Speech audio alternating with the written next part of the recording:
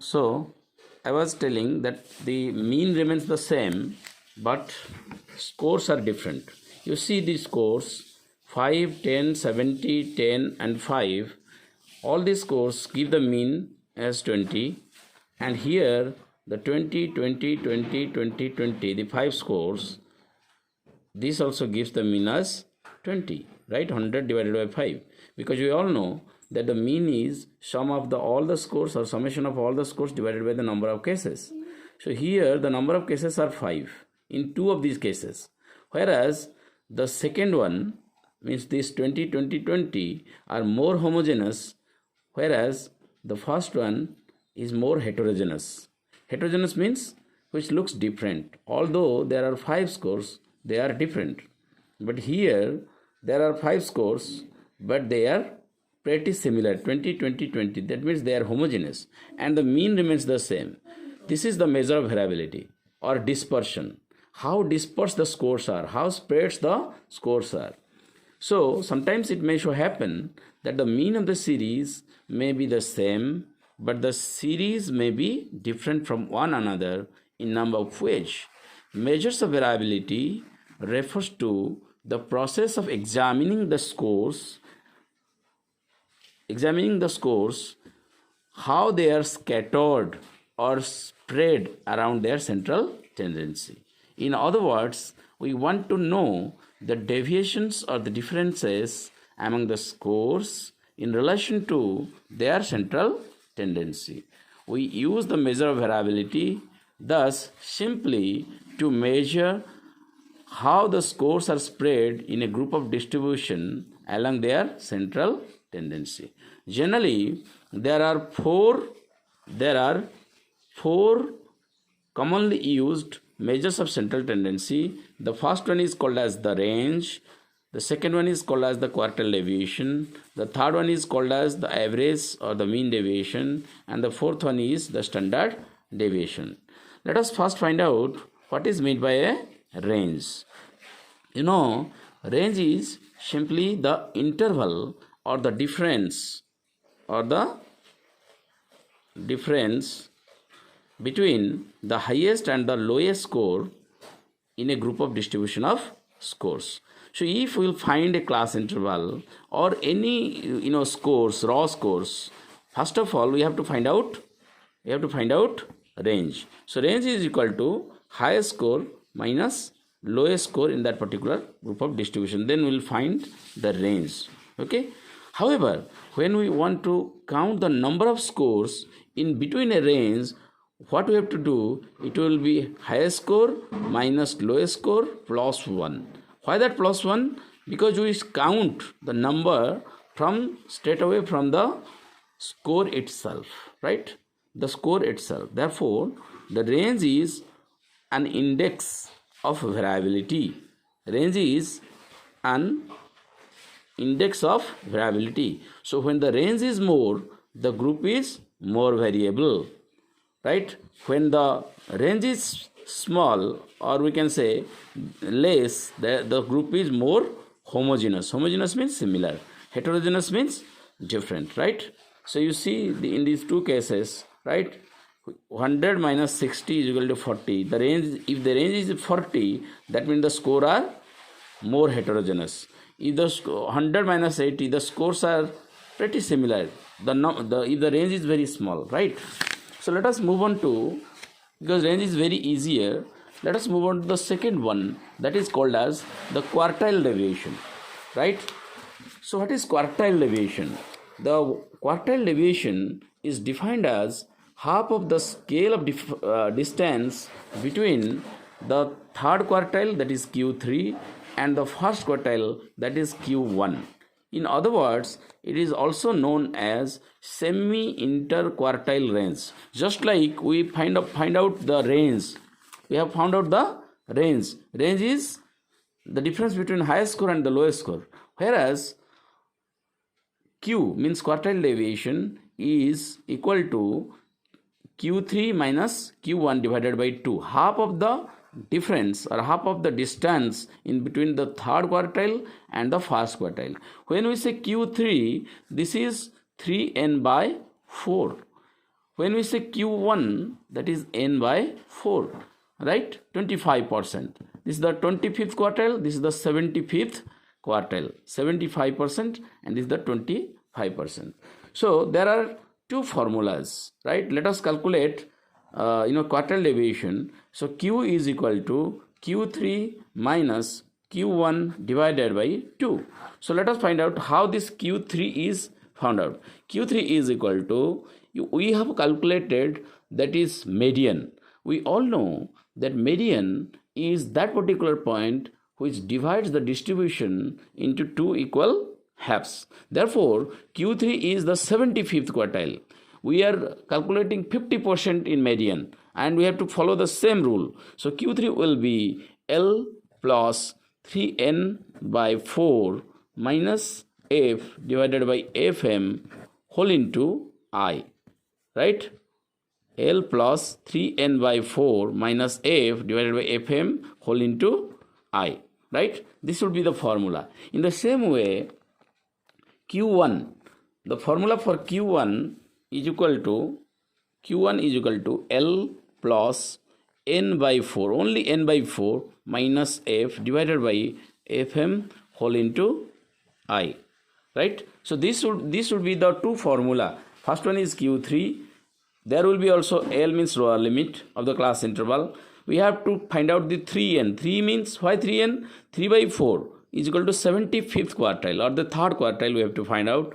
F means the cumulative frequencies below 3n by 4. Fm means where we plot Q3, right? Frequency of that particular class interval where Q3 is plotted. I means size of the class interval. In the same way, L is equal to lower limit of the class interval. N by 4 means 25% of n. F is equal to cumulative frequencies below the n by 4. जहाँ में n by 4 है उसका below, exact below वाला. Then Fm means frequency of that class interval where Q1 is plotted, and I is the size of the class interval. Let us go for the steps of calculation, right? We know the first thing is that we have to calculate Q3. So when we are going to calculate Q3, first calculate Q3, right? First calculate Q3. Q3 is equal to L plus 3n by 4 minus f divided by fm into I. L is the lower limit of the class interval containing Q3. Q3 means 3n by 4. 3n by 4 is 75% of n. I have already told you. F क्या है बोल दिया already. देखो, F means the cumulative frequency is below Q3. Then Fm is equal to frequency of the class interval where Q3 lies. I is equal to size of the class interval, right? And इस तरीके से अगर हम लोग Q1 calculation करेंगे, in Q1 L is equal to lower limit of the class interval containing Q1 n by 4. Here it is 3n by 4, right? Here it is n by 4. N by 4 means 25% of n, right? So F is cumulative frequencies below Q1. So these are the steps, right? Fm is equal to frequency of the class interval where Q1 lies, and I is equal to size of the class interval. Let us take this example. Class intervals are being given 30 to 34, 35 to 39, 40 to 44, right? And these are the frequencies. So as a first step, we have to calculate here Q3, right? So in calculating Q3, just like median, in median what we do? We exactly, first of all, we calculate n by 2, that is 50%. So since here 75% we have to calculate 3n by 4. So here n is 40. So formula is 3n by 4, 3 into 40 divided by 4 is equal to 120 divided by 4 is equal to 30. So we got this 30 as our 3n by 4, correct? Now let us move on again. L, here it is L, right? Now let us calculate L. How will calculate L? Now here before calculating L, we have to find out this 3n by 4, 30. So we have to calculate cumulative frequencies. After calculating 3n by 4, our duty is to calculate cumulative frequency. क्या calculation करना है? Cumulative frequency. So cumulative frequency, it should be calculated. I have already told you कैसे zigzag करके. Zigzag Z. Z means this is 1, right? So 1, 3 plus हुआ 4, 4 plus हुआ 8, 8, 10, 18, 18, 11, 29, 29, 5, 34, 34, 4, 38, 38 to 40. It is just like Z. We go like this, okay? Yes or no? We go like this, okay? So go through this, right? So after calculating cumulative frequency, we have to see where 30 lies, right? 30 कहाँ में है? 30 कहाँ में है? देखो exactly 34 यहाँ पे है, right? Here 30 is there. Therefore we plot Q3 here. So we can write over here, नहीं लिखा है, Q3 lies here, right? तो आपको यहाँ में लिखना है Q3 lies here. Therefore L will be 55 minus 0.5 is equal to 54.5. देखो ये हमें मिला है, okay? So how this L is calculated? Before calculating L, we have to move on to calculate cumulative frequency. Clear? Then L के बाद F. F means cumulative frequency below exactly where Q3 lies. Q3 lies here, so the cumulative frequency below will be 29. 29 लिखा है. FM frequency of Q3. Q3 जहाँ में है, यहाँ में है, right? So frequency is here is 5. Therefore we have written 5. And I means size of the class interval is 5. Now we have found out Q3, right? Q3 कैसे find out करेगा? Now L, now putting the formula, L plus 3n by 4 minus F divided by Fm multiplied by I. That is 54.5 plus 30. 30 कहाँ से आया? You will find 30 here. 30 is 3n by 4. Exactly the value is being given. You can also calculate directly or indirectly just by means of here we have calculated 3n by 4 as 30, right? So 30 minus 29 divided by 5. 5 कहाँ से आया? AFM 5, right? Multiplied by 5. Therefore 54.5 plus 1 by 5. 30 minus 29, 1 by 5 into 5. So 54.5 है ना, plus 5 by 1, right? So 5 cut गया, 1 by 1, right? So 5 by 1 कितना होगा? Sorry ये हमें गलत लिखा है, ये हो जाएगा 5 by 5. 5 by 5 होगा, है ना? So 5 by 5 gives us 1, right? So 54.5 plus 1 is equal to 55.5. Just a minute.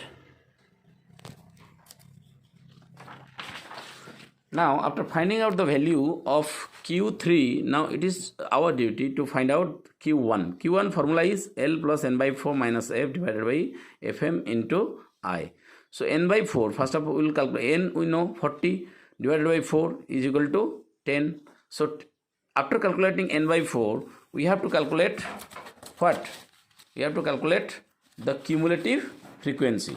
So since the cumulative frequencies are already calculated once, so there is no need of going for calculating cumulative frequencies for the second time. Now the duty is to find out where 10 lies, means n by 4 lies. So n by 4 lies here, right? So you have to write over here Q1 lies here. Why Q1? Because n by 4. Therefore we have to take the lower limit from this particular score, that is 45. Right, we have taken the, here you see, go through this.